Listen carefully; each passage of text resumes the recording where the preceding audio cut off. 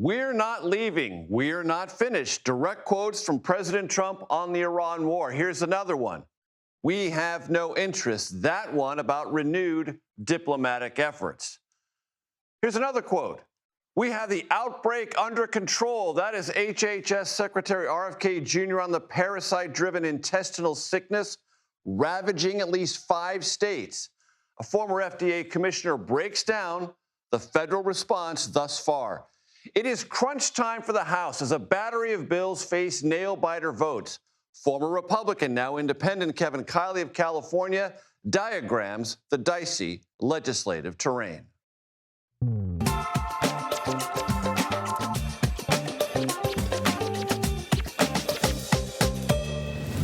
Hello, everyone. I'm Major Garrett in Washington. Welcome to the Takeout. Is it a bluff teetering on a budgetary cliff? President Trump said today the U.S. has no interest in diplomacy with Iran, even as he said regime leaders are desperate, his word, to cut a deal. Trump said the U.S. is not leaving and intends to inflict still more aerial damage on a vast array of Iranian targets. One he mentioned after being questioned about it is called Pickaxe Mountain. But this war will soon run into genuine budget limits, and we'll have more on those limits in just a moment. So, what is Pickaxe Mountain? Recent reporting from the Wall Street Journal, based on Israeli intelligence summaries, warns that Iran last fall moved thousands of centrifuges inside Pickaxe Mountain, possibly to reconstitute its nuclear program, and did so after U.S. and Israeli bombing runs struck its 3 main facilities last summer. Quick science lesson. Centrifuges spin uranium gas in a process that separates isotopes in order to create enriched uranium. That product can be used for civilian energy or, when more highly enriched, a nuclear weapon. Iran, after telling the world for years and years and years it has no interest in nuclear weapons, we should remind ourselves, has produced more than 900 pounds of near weapons-grade enriched uranium. Back to Pickaxe Mountain. It is believed to have room for centrifuges at least 300 feet and possibly 450 feet beneath its solid rock exterior. In the Oval Office today, sitting alongside the president of Lebanon, President Trump appeared to concede Pickaxe was now relevant to U.S. targeting. You're talking about the centrifuges. Yeah, it doesn't mean anything unless they have the material. They don't have. We follow the material. That's where the action is, and we'll be hitting that area probably pretty soon. And there's not a thing they can do about it. While the U.S. controls the skies above Iran militarily, Congress controls the Pentagon budget, and the Iran war is taking a noticeable toll. The Washington Post today reported critical sources of military funding are due to expire in weeks. As a result, the military has already scaled back training and maintenance to extend available warfighting funds.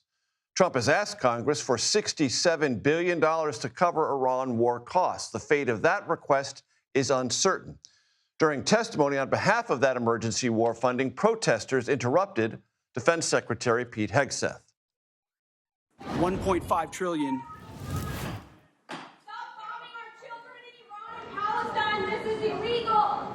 Mr. Secretary, please. Later in his testimony, Hegseth told the Senate Appropriations Committee that the war thus far has cost $37.5 billion. Here's why all this matters. This is the last week the House and Senate will be in session simultaneously until September 14th. Neither body has approved the emergency Pentagon funding. The House may move a bill tomorrow, which would put the Senate in position to act. Also, we should note the dignified transfer, the most recent American service members killed in the war, will not happen today, as the White House had originally said. President Trump and other senior officials will attend that transfer at Dover Air Force Base when it occurs. 2 Americans were killed over the weekend in Jordan by an Iranian missile, and today Trump appeared to suggest Jordanian forces were somehow to blame. They're being degraded really so seriously. They did slip something through in Jordan, and if we had other operators, would not happened, unfortunately. But because we have the best equipment in the world, we've stopped almost everything. We begin tonight with CBS News senior national security correspondent Charlie D'Agata, who joins us from Amman, Jordan. That last remark, Charlie, I hope you heard it from the president, holding out that there might have been something that the Jordanians did wrong. Yeah, we've been trying to follow up that story with the loss of 2 U.S. Soldiers here, another one still missing in action at an air base here in Jordan.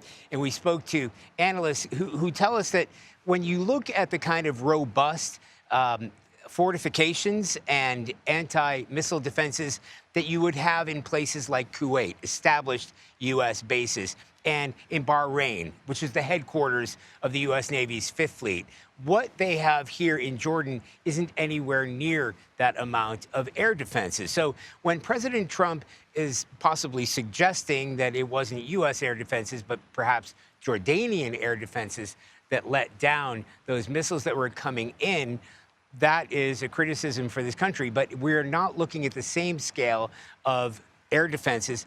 We're talking about Patriot missile defense systems, not anything like what you might see in Kuwait and Bahrain. And I think that's our starting point where we see U.S. forces here, because honestly, the Jordanians haven't even mentioned that the U.S. military had permanent bases here. So that's the kind of regional sensitivities that they're dealing with here. And they don't. I mean, Jordan isn't Kuwait. Jordan isn't Bahrain. Jordan isn't the UAE. They don't have that kind of robust air defense systems. I mean, if you want to compare it to Israel, as a matter of fact, it's nowhere near that kind of air defense systems. But if there are U.S. troops in any location, there are U.S. air defenses in order to protect those troops. And obviously, the Iranians know about this and perceive it to be a softer underbelly of U.S. exposure in the region. Well, exactly that. Right about now, we'd normally be talking about a new wave of U.S. airstrikes. It's happened for the past 10 nights. Tonight would be 11 nights in a row. It doesn't mean it's not going to happen. It just means it hasn't happened yet. So, yes, in terms of that Iranian retaliation, they have struck Bahrain, they struck Kuwait once again, but they've also widened that scope to include Jordan, including those strikes that killed 2 U.S. soldiers. And I have to mention here, that wasn't just one strike on that air base. It was 2 strikes in 48 hours. And not just, when I say strikes, that doesn't mean missiles. Several missiles were fired, precision missiles that were able to attack that base. So, yes, the Jordanians may not make a noise about U.S. forces here, but the Iranians know exactly where U.S. forces are positioned. From Amman, Jordan tonight with our thanks, Charlie D'Agata. I appreciate it very much. Let's bring in our Weijia Jiang from the White House. Weijia, the president had a lot to say today about the Iran war, and some of it was, we're going to continue. This goes on, this goes on, this goes on.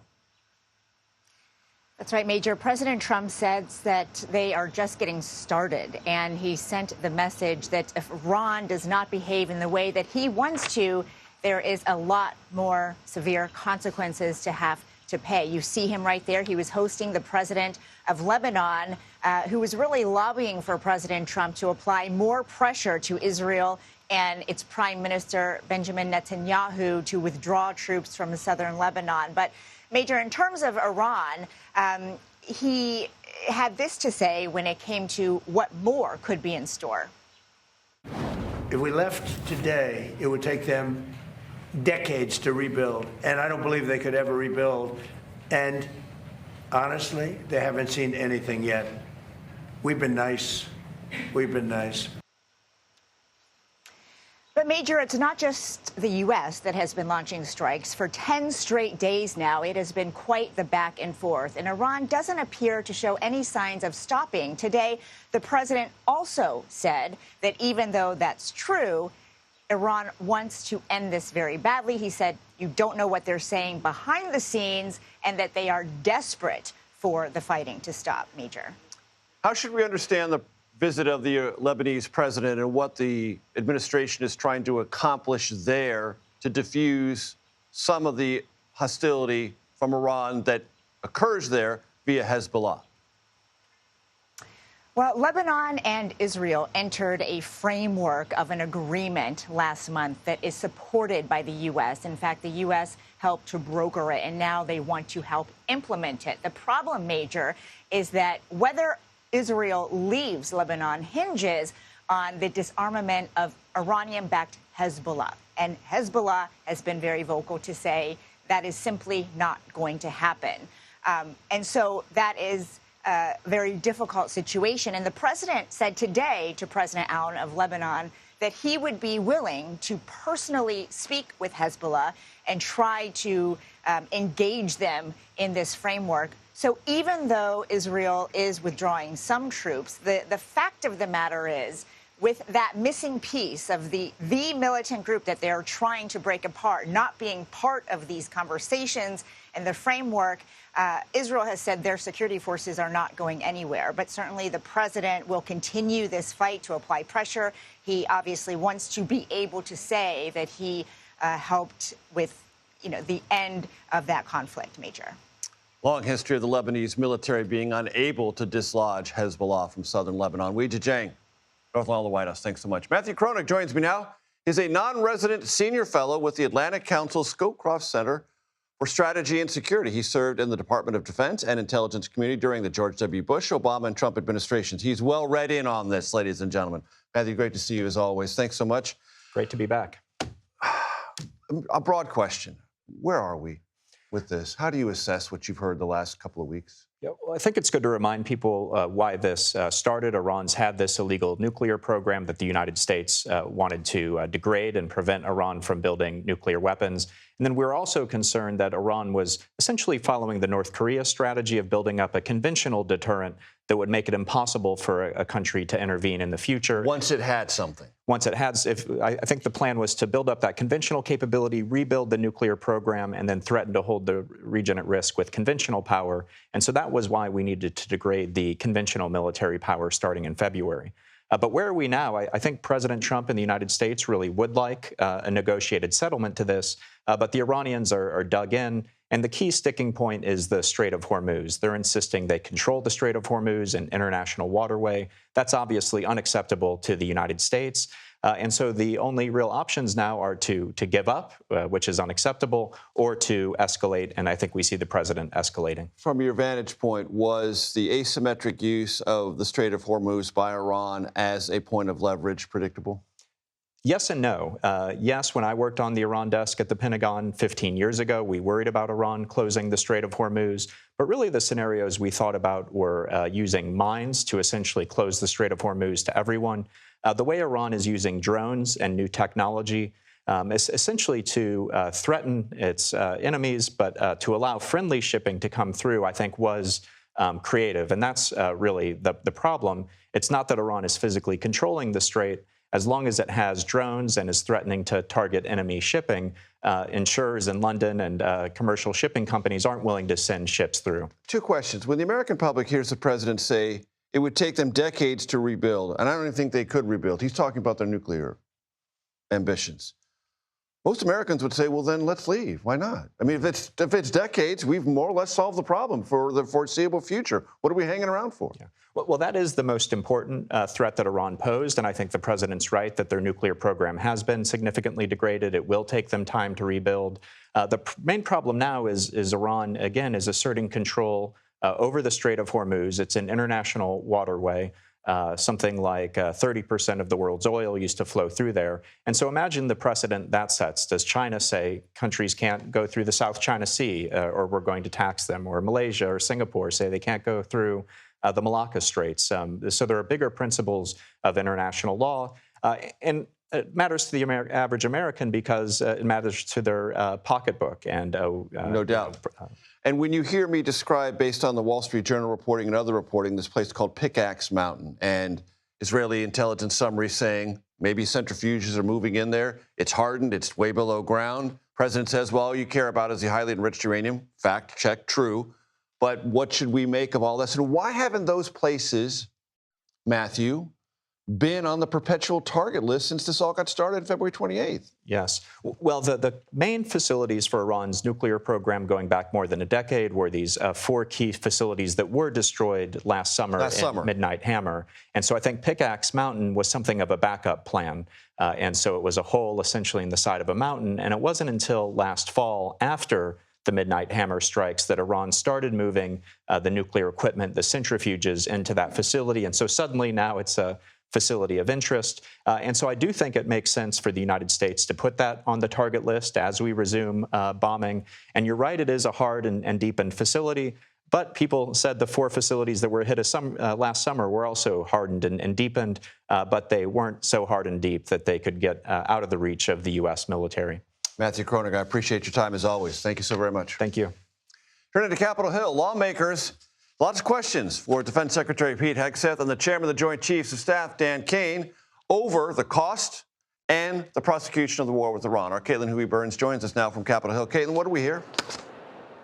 Hey, Major. Well, this was an Appropriations Committee hearing, so that means that these lawmakers want to know about all this money that the Pentagon is asking for, nearly $90 billion they're asking for in supplemental funds. How's it going to be spent, and why are you asking for more money when you said that this war would just be about 4 to 6 weeks?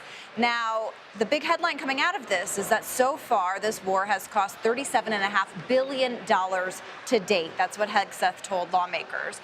The Pentagon is asking for more funds. They've already spent close to, or are prepared to have spent, the money that was allocated in that one big beautiful bill, an increase in Pentagon funds. And Hegseth's case was that the munition stockpile has been diminished, so they need to replenish it. They also need to be able to train members of the military and be prepared for what is to come. But Major, it was notable because, up here talking to lawmakers from both sides of the aisle, they acknowledge that they want this wrapped up quickly. Republicans acknowledge that as well. I mean, they are on the ballot in the midterm election where the economy, questions about the war, questions about gas prices are going to hit them directly. But you couldn't really tell that Republicans had any sort of anxiety about how this is going on. They were very deferential to Hegseth, except for one. I should note, Senator Kennedy of Louisiana pressed the chairman of the Joint Chiefs and the Secretary of Defense on what we're doing here. Take a listen. Sure, that's General, putting economic pressure on. I'm not asking you for, I'm not trying to get you in trouble. I know your advice to the president is private, but this is serious as 4 heart attacks and a stroke. Now, what happens if we come home and end the blockade to the world? Sure, Iran has the potential to continue to be a threat, and we will need to prepare military options to do that. Will they toll the strait? Sir, that's a hypothetical question, and I don't know the answer to that. Oh, it's not hypothetical. We come home. It's not going to be hypothetical. You know that, General. So that stood out to me, Major, because he was really the lone Republican pressing on this, even though there are these general anxieties about this very issue. Even if you withdraw, what does that mean for the strait? So those questions persist. This hearing is still ongoing as we speak. But notably, this is a Congress tasked with whether to give more money to the Pentagon with all of this going on. And a lot of questions also revolved around all of this money being spent. What does that take away from our ability to help and aid Ukraine in that ongoing effort? So there was kind of a subset of questions around that. But it was notable, Major, because there weren't really direct answers about how much longer this will go on, how much longer the strait will continue to be the key issue here. So we'll see whether there is any sort of answers going on. But basically what Hegseth kept referring to was trying to prevent Iran from having a nuclear weapon. Caitlin Huey-Burns, Capitol Hill. Thank you so very much. Still to come, he's an independent now, but a key swing vote still for the House GOP leadership. Kevin Kiley joins us to explain where he will and maybe where he won't help the House GOP majority. Also, what the FDA is saying about the infectious parasite that has sickened thousands of Americans. Produce giant Taylor Farms is still the focus. We'll talk about that. Plus, primary day in Arizona. Notable races for governor on the GOP side and a House race of interest on the Democratic side. We will take a look from the famous Takeout Tavern. The Takeout returns in 90 seconds. Well, it's about to be famous.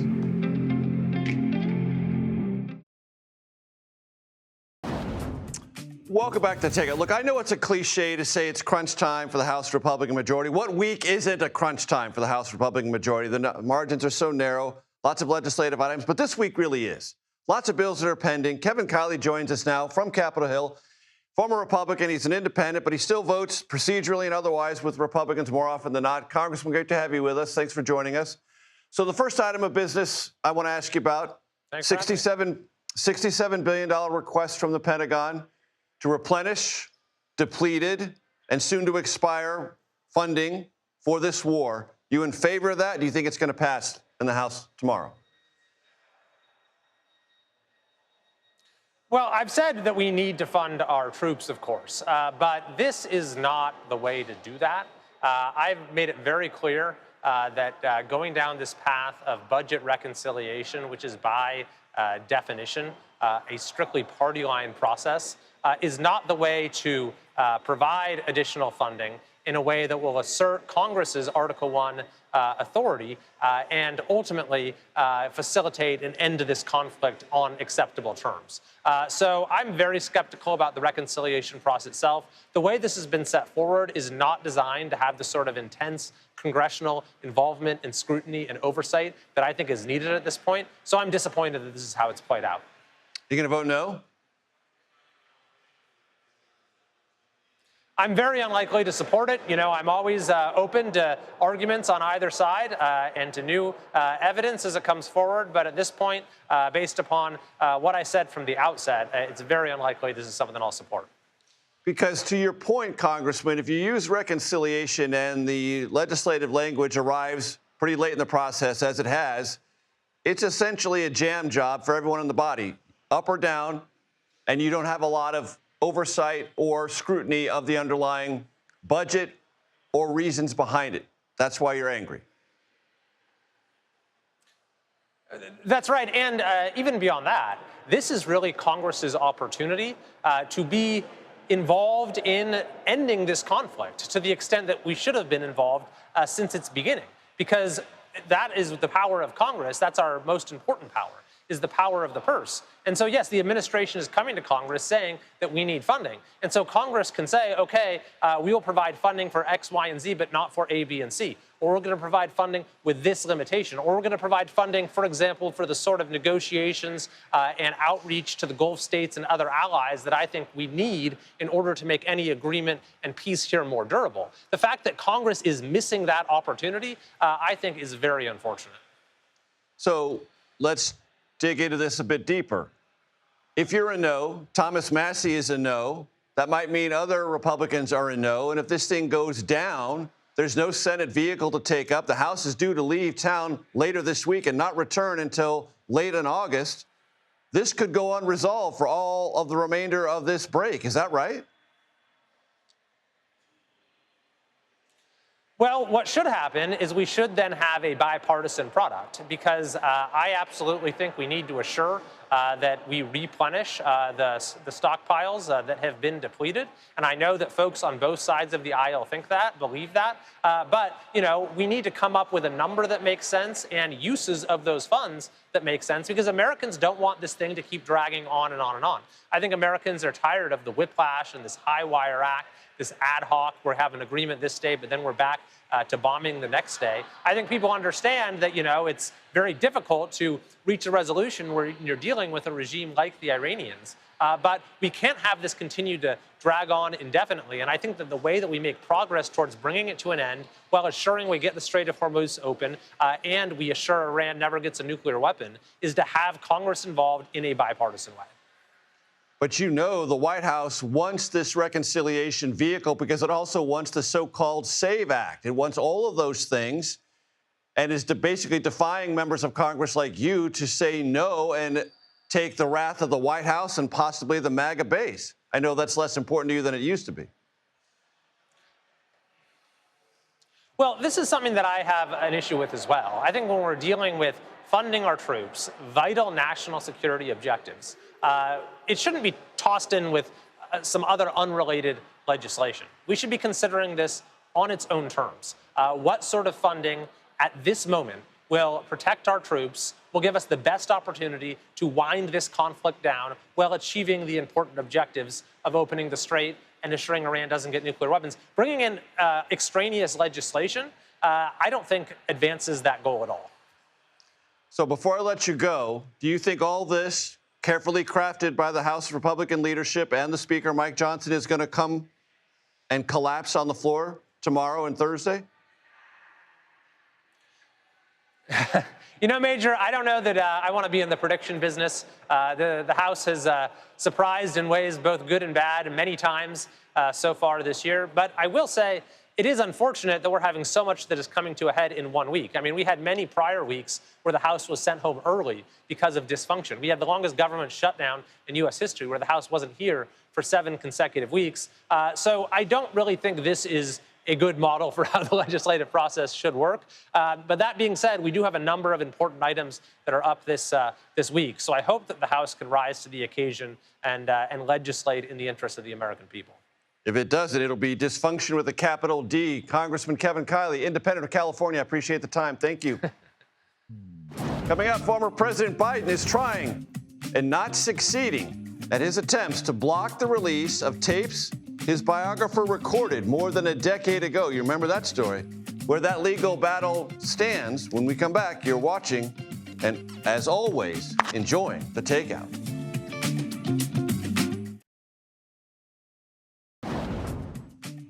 Welcome back to the Takeout. Welcome to the Conversation Corner. Here is a look at what else we and now you are watching this evening. Federal appeals court has blocked former President Biden's effort to stop the Justice Department from giving a conservative think tank access to redacted transcripts and audio recordings that he carried out with his biographer.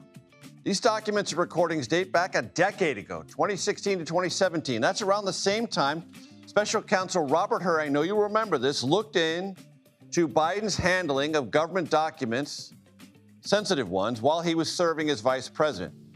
Biden was not charged with any crimes stemming from that investigation. The court's opinion has been stayed, meaning more legal drama to come, until August 3rd to allow for, you guessed it, more appeals.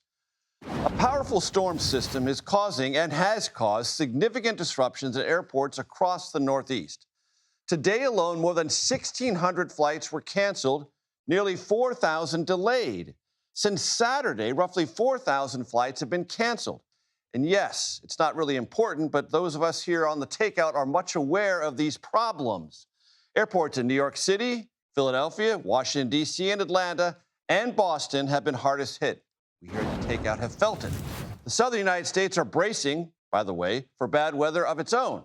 Tropical storm Bertha is bringing heavy rains and 50-mile-per-hour winds west of Florida. Over the next few days, Bertha is expected to move across the Gulf, through New Orleans, and on to Houston. We'll keep an eye on this and bring you updates as required. Today, Health and Human Services Secretary Robert F. Kennedy Jr. said the outbreak of a severe intestinal illness is under control, and he said the source has been identified. The FDA still believes Taylor Farms is the source of the contaminated lettuce, despite a sample that it said inaccurately tested positive, creating lots of consumer confusion. Last week, that company, Taylor Farms, voluntarily recalled iceberg lettuce from a farm in central Mexico. The CDC says more than 1,600 people have been sickened, but that number could be much closer to 7,000 because CDC data often, as we have learned, lags behind reporting from state health departments. Former FDA Commissioner Dr. Robert Califf joins me now. Doctor, it's great to have you here. Big question. How do you assess the federal response thus far? Well, I know the people at FDA have been working really hard, and I do think, the epidemiologic evidence that they've gathered really points in the direction that I think you reported quite accurately, the Taylor Farms, if you look at all that they've said. I do worry, though, that, the FDA is depleted, so is the Agriculture Department, So is the CDC. And, it makes you worry that the response could always be more forceful and not impeding other work that needs to get done. When something like this happens, you end up with all hands on deck, and then you wonder what else is not getting done across the agency. But basically, I think they've done their job. And of course, we always look for ways to make it better. Robert F. Kennedy Jr. said, all the cuts that we made, they were just for redundancies. They haven't affected anything on testing or surveillance or monitoring. Should the American public be willing to accept that explanation? No. To be blunt, no. I mean, that's just not true. So I'm sure that over time, the full effect of DOGE will be analyzed by many people. But I think within HHS and FDA, of course, I left. I was a Obama and then a Biden appointee, and so I was not there when the cuts were made. But I sure know a lot of people with a lot of talent who were cut with no real assessment of what their jobs were or what needed to be done. There's a big example people are talking about today. There was a joint committee between FDA and Agriculture Department that focused on the science of infections in agriculture, exactly what this problem is, and it was disbanded for no apparent reason. And they were in the middle of a lot of important work that would have informed how to proceed forward. So, no, I don't think that's a accurate assessment, and we'll see when the dust settles. Doctor, I've read that symptoms can arrive in 2 days or as many as 12 days. So it's somewhat hard to get people to remember what they consumed, where they consumed it if it was 2 weeks ago. That's right. And that's the problem with this particular parasite, which is a parasite. It gets into the intestine, it sort of roots in there and takes up habitat, and it takes a few days or even as long as 2 or 3 weeks. And so in terms of pinpointing where the source was, that's a difficulty, but it's also a difficulty knowing when you're out of danger. When is it that this is over? Because people who let's say, ate some lettuce 2 days ago, they wouldn't get sick probably for another couple of weeks.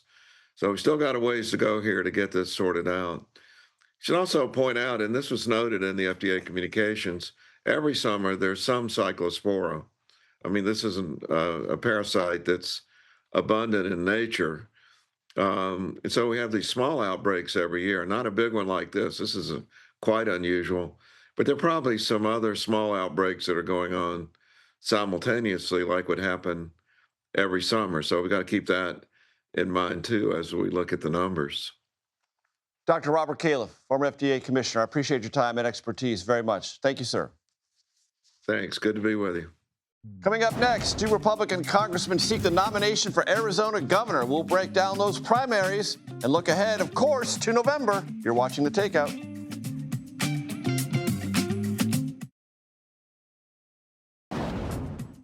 Welcome back to The Takeout. Welcome to The Takeout Tavern. Remember, kids, I always have coffee. I show it to you every time just so we know what's going on. Torian Small joins us. He's going to talk to us about the Arizona primaries going on today. One quick note. Department of Justice just released a statement saying it will send monitors from the Civil Rights Division to 3 counties in Arizona tonight, Maricopa, Apache, and Pima.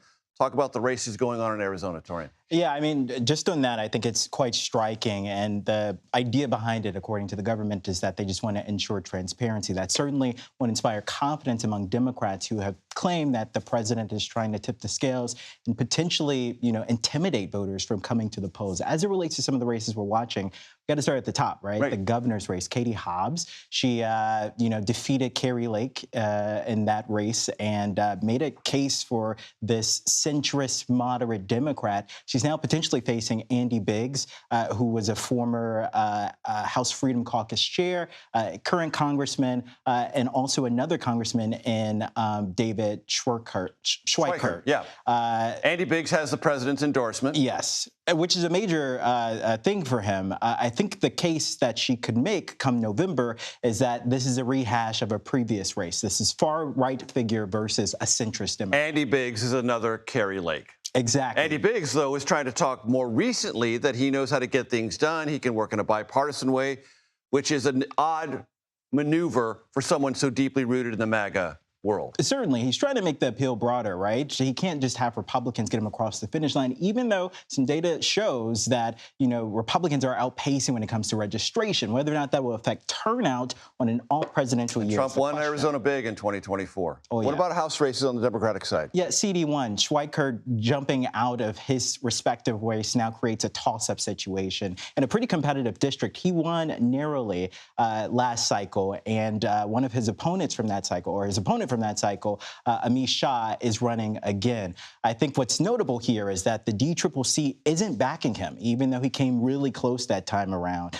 Their Red to Blue program endorsed Marlene Galian Woods, who came in third place in the primary last time around. Shah has come out and said, this is another example of Washington meddling in these and kind of an establishment, non-establishment fracture within the House Democratic primary race. Exactly. The DCCC is saying that they're looking at broader appeal, right? Shah didn't win for a reason in their minds, and they think it will be no different this time around.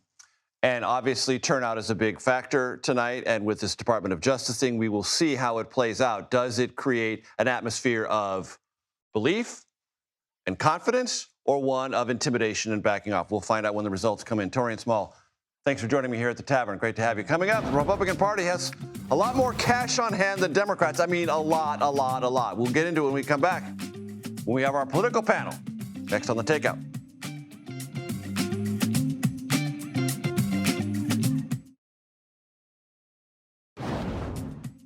Welcome back to Takeout. Yep, still at the Tavern. I love it. Political panel time. Democratic strategist Kurt Bardella, Republican strategist Aaron McGuire.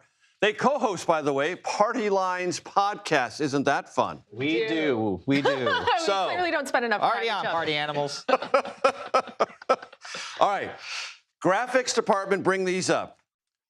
How much do the Republicans have overall for the midterms? Republicans, if you do not count the MAGA super PAC, 607.1 million cash on hand. Democrats, across all their various committees, 226.3. That's a huge difference. Oh, wait a minute. Let's add in the MAGA super PAC. That's another 400 million. Look at those numbers. 1.05 billion to 226.3. Kurt, what do you think of that? The one thing I want to point out, and these are about like the DCCC, the NRCC, but when you look at who's gotten the most money campaign-wise, actual individual campaigns, Democrats are outperforming Republicans in the top 25 contested seats. So the candidates race themselves for their own campaigns. That's right. And the grassroots movements on those campaigns are actually outperforming by far what the national parties are doing, which frankly isn't surprising to me when you look at the Democratic Party brand. Let's just be honest real quick. The organizing Democratic Party brand is not popular with the Democratic Party base. After what we saw with the 2024 election, the idea that Democrats, donors would be going to funnel a bunch of money into that decision-making apparatus. They're going to send it to the districts and the candidates they support. Aaron, fair point? I think that is a fair point, and I think the counter to that is the question for Republicans. That is $1 billion roughly sitting in outside entities. How are they going to spend? What are they going to spend? There was reporting today that the White House political team, the senior team, James Blair, Susie Wiles, Tony Fabrizio, the pollster, all got together today to have another conversation about messaging and about midterms and how they plan to spend that money. Because Trump's very good at raising money. He's been the best that Republicans have ever seen. The question for Republicans is always, great, you've got it. How are you going to spend it? And when are you going to start? When are you going to spend it? Because right now, in the second quarter, they spent nothing for any. And if I was them, campaigns are always good at spending good money after bad. They're not known for efficiency or spending money smartly. Right. I mean, look, if I was Senator Susan Collins right now, in the time where you've had the Democrat fall apart, completely in disarray, I would have absolutely moved some reservation money up and forward to get pro-Susan ads on air aggressively right now, because you've got a desert of information. Why wouldn't you be like, let's go, get aggressive. And define the campaign on your terms before Democrats can organize. Yeah. All right. I'm going to do a dramatic reading here because this Atlantic profile of Mark Kelly. Oh, yeah, Mark Leibovich, my buddy Mark Leibovich wrote this one. He did. And Mark does terrific work. He's been on the show before. But this profile of Mark Kelly and his wife, Gabby Giffords, we all remember Gabby Giffords as a member of Congress doing an outreach event in Tucson, shot, nearly killed. But here's an anecdote, unlike any anecdote I've ever read in any political profile in my entire career, which is more than 40 years. Way too long, I agree. Here, listen to this. After she was shot, doctors performed an emergency craniectomy on Giffords, removing a large portion of her skull to reduce pressure on her swelling brain. Kelly asked the doctor what would happen to the original chunk of the bone. It will go in the incinerator, the doctor told him. And I was like, Gabby's in a coma right now. I think she might want it. That's what Mark Kelly said. It goes on. Listen to me, ladies and gentlemen. We stuck it in the freezer, Kelly told me. In a Tupperware container. They still have it too. Next to the turkey, Kelly said. I thought this might be a joke, but it was not, Mark Leibovich writes. Kelly seemed to notice me looking perhaps slightly taken aback. Slightly? It's not in the freezer we use every day, he clarified. It's a separate freezer. What? The special skull freezer. You What? It's not with the ice cream. Everyone, What? calm down. Are you, like, when I say, ladies and gentlemen, I've never come across an anecdote like that in 40 years of reading. That's a spouse looking out for his partner, knowing what she would have wanted. Like, I'm not going to get rid of your skull. You might want to keep this. Do you think your wife would do that? She'd want Absolutely not. That would not be in the freezer or near the popsicles. I think my husband Are you kidding me? I think my husband would want it. And my only similar thing is when I grew up riding horses, I had a horse that had bone chip removal surgery, and they asked me if I wanted to keep the bone chips. And I was like, you know what? No, thank you so much, but I appreciate the offer. I mean, Connor would want to keep your skull and study it for science, perhaps. Oh, well, study's not worth it. So let's just say when this week began, I was not expecting to be discussing here at the tavern bone chips or skull fragments. That's why we have alcohol. In political profiles. Quickly, because we haven't gotten to this yet, and it's interesting. There's an August 11th primary in Wisconsin for governor on the Democratic side, and has been completely upended in the last week. So the Lieutenant Governor, Sarah Rodriguez, looking good, front runner, massive campaign finance scandal that she uncovers or is uncovered underneath her nose, and she drops out. Milwaukee County Executive, these are not names you're familiar with, but they matter. David Crowley jumps back in, immediately gets the endorsement of Tony Evers, the sitting governor, outgoing governor, and the establishment. But State Representative Francesca Hong, the progressive, still looks like she has the inside track.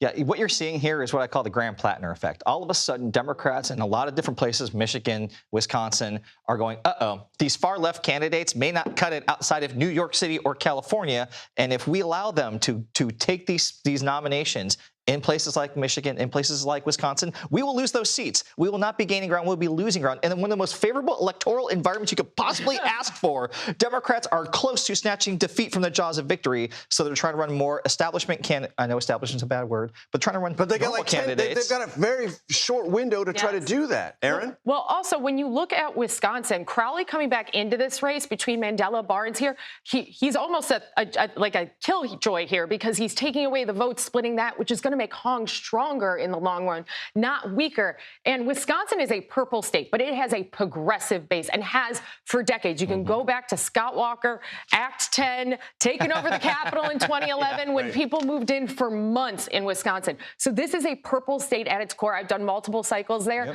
I think Hong right now is still the favorite to win. Yeah. You look at why Hillary lost in part in Wisconsin in 2016. It's because Bernie Sanders' voters stayed home. They did. Aaron McGuire, Kurt Bardella, enjoy the tavern. You're always welcome. Cheers. Happy Tuesday, everyone. This is The Takeout, relentlessly curious, reliably civil, occasionally clever. The Daily Report is next.